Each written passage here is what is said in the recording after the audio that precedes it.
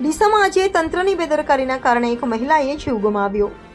Deesa sport club નજીક 3 લોકો રસ્તા ઉપર ચાલી રહ્યા હતા। એ સમયે અચાનક દિવાલ ધરાશાયી અને 3 લોકો દિવાલના કાટમાળ નીચે દટાઈ ગયા હતા।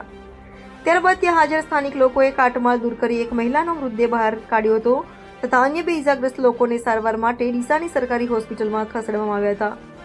આજે ફરીથી ડીસામાં બેદરકાર બિલ્ડરોના પાપે એક મહિલાનો જીવ ગુમાવ્યો। મળતી માહિતી મુજબ મરણ જનાર મહિલા ડીસા તાલુકાના લોરવાડા ગામના વતની છે। મરણ જનાર વાઘેલા તેજલબેન વિરમજી ઉંમર વર્ષ 40, 4 દીકરી અને 1 દીકરાએ આજે બિલ્ડરો અને નિંદ્રાઘોર તંત્ર પાપે માતાની છત્રછાયા ગુમાવી। ઘરે લગ્નનો પ્રસંગ હતો એ આજે માતમમાં છવાઈ ગયો હતો। બ્યુરો ચીફ હરવગવન ચૌહાણ, બનાસકાંઠા। મારું નામ ચેતનદાન ગઢવી, એ લોરવાડા ગામના વતની છે અને મારા જાણીતા પણ છે। હું પૂછું પરિવાર જેવા સંબંધ છે। એ લોકો લગ્ન પ્રસંગની કંઈ ખરીદી કરવા હોવાથી 2 દીકરીઓ એમની સાથે હતી અને આ 2 લોરવાડાથી ડીસા આવ્યા હતા અને ત્યાંથી રિક્ષામાં ઉતરીને ફૂટપાથ ઉપર ચાલતા ચાલતા બજાર તરફ જઈ રહ્યા હતા। ત્યારે અચાનક જ બાજુમાં કંઈક કન્સ્ટ્રક્શનનું કામ ચાલતું હતું।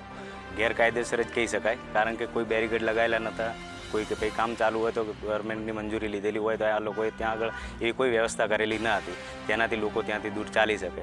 ફૂટપાથ ઉપર ચાલતા ત્યાં જેસીબી કામ કરતું, તેના કારણે દિવાલ પડી ગઈ। દિવાલ પડવાના કારણે એક જે મહિલા હતા એમનું મૃત્યુ થયું છે। એટલે આના વિરોધમાં પ્લોટ માલિક, કન્સ્ટ્રક્શન જે ચાલતું હતું એટલે જે કામ કરતા હોય કોન્ટ્રાક્ટર વિરુદ્ધ અને જે જેસીબી હોય એમના અને એના સાથે બીજા પણ મંજૂરી આપેલી હોય અથવા ના આપેલી હોય, બધાના વિરોધ ખરેખર કાયદેસરની કાર્યવાહી થવી જોઈએ અને આવા નિર્દોષ લોકોના જીવ ન જાય એના માટે બીજી વખત આવી ઘટનાઓ ન થાય એના વિરુદ્ધના સરકારને ખરેખર પગલાં લેવા જોઈએ। શું નામ તમારું? ઉદયસિંહ વાઘેલા, લોરવાડા। આજે ગાયત્રી મંદિર પાસે દિવાલ પડી છે અને એક બેન અવસાન પામ્યા છે, શું કહેશો?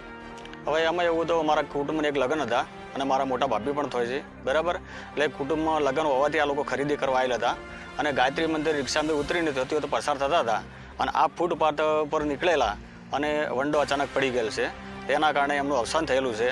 અને આ ગેરકાયદેસર દબાણ અમને ઓભરે છે। આજે વર્ષો પહેલાં કે તો ફૂટપાથ હતો અને આ દિવાલ પણ ત્યાં હતી નહીં પહેલાં, પણ આ કાયદેસર કોઈની બેરહેમી ત્યાં બધું ચાલી રહ્યું છે, ષડયંત્ર, અને આ આવા પ્રોબ્લેમો ઘણા બધા થાય છે। તેથી આપણે એક જ વિનંતી છે કે આમાં કોન્ટ્રાક્ટરો હોય કે જેસીબી વાળો હોય કે કોઈ પણ અધિકારીની વાળો હોય, એમને કડક ને કડક સજા થવી જોઈએ અને અમને કોઈ પણ એમને સજા થવી જોઈએ એવું મારું કહેવું છે। મારું નામ મોહનભાઈ। ઘટના બની છે, દિવાલ પડવાથી બેન અવસાન પામ્યા છે। હા બેન સાહેબ, તે અમારા ગામની વહુવારો હતી ને એને કુટુંબમાં લગ્ન હતા એટલે એમના છોકરા બેબલીને કપડાં ઓરવા માટે ડીસા આવેલા હતા।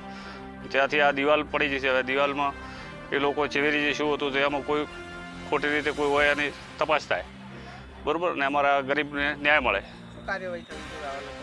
સાહેબ એમના જોડે સજા થવી જોઈએ કડકમાં કડક, કારણ કે કાયદેસરની કાર્ય થવી જોઈએ। શું કારણે હતું, કોઈ મારેલ નથી, કોઈ લાલ પટ્ટી લગાડેલ નથી અને જાહેર રસ્તો છે, જાહેર રસ્તા ઉપર તોડફોડ ચાલુ હતું।